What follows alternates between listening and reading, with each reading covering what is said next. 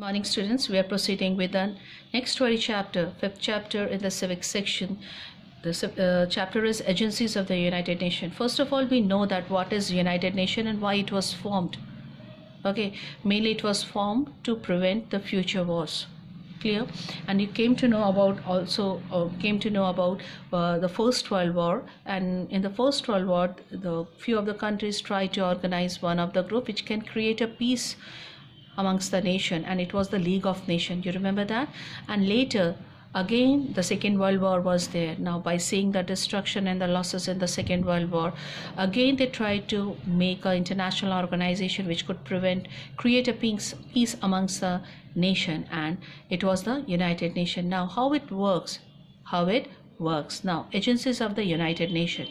In the first topic is the United Nations has two major functions to perform: to maintain international peace and security by solving dispute between the nation and by developing friendly relations among them, to foster worldwide cooperation and understand, to solve the international economic, social, cultural, and humanitarian problems. To maintain international peace and security, the UN functions through a General Assembly, the Security Council, the International Court of Justice, and the Secretariat. To solve the economic, social, and cultural and the humanitarian problems, and to develop international cooperation, a number of specialized agencies have been established. Okay, these are the agencies. These agencies we are going to go through, and under the supervision of UN Economic and Social Council. These agencies come under this. It is under the supervision of the UN Economic and Social Council. Now, first, the UNESCO. This is the short form, UNESCO. The full form is the United Nations Educational, Scientific, and Cultural Organization. The UNESCO was created in 1946 with its headquarters in Paris. Headquartered in Paris. It encouraged the spread of universal education. So this is mainly for the education. It believed that the better understanding among the different nations. They are having the belief that the better understanding can be created through the education, collaboration of the education, science, and culture. Here, what is the meaning of collaboration? Working with someone to produce something. Okay, working together in education and the field of science and culture. It will create a unity amongst, or you can say the unity amongst the nation. The UNESCO devotes a large portion of its fund to project for education and scientific development in the third world countries. It also encourages on the exchange of the technologies between countries and international cooperation between the artists, scientists, and the scholars. Next comes the United Nations International Child Funds. It's UNICEF. The UNICEF has its headquarters in New York.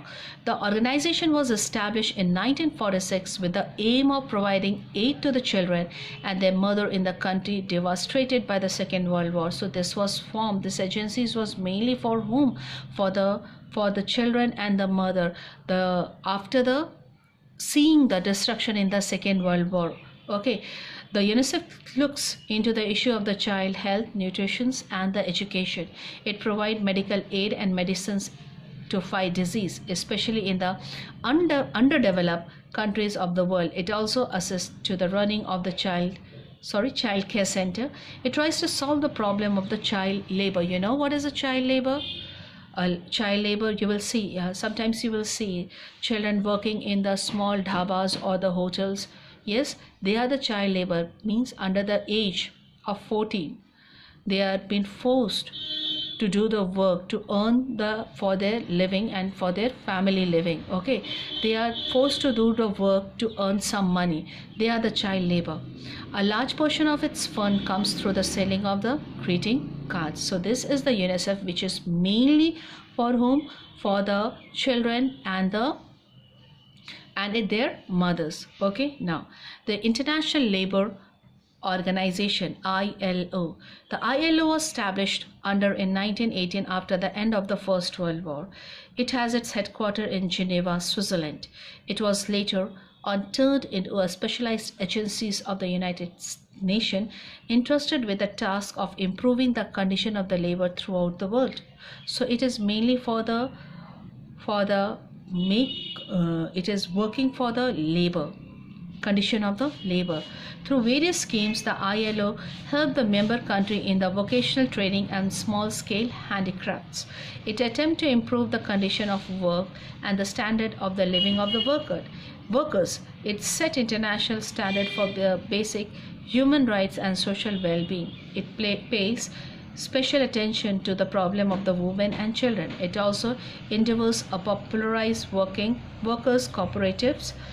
The ILO's decisions are not binding but they exert moral pressure on the governments.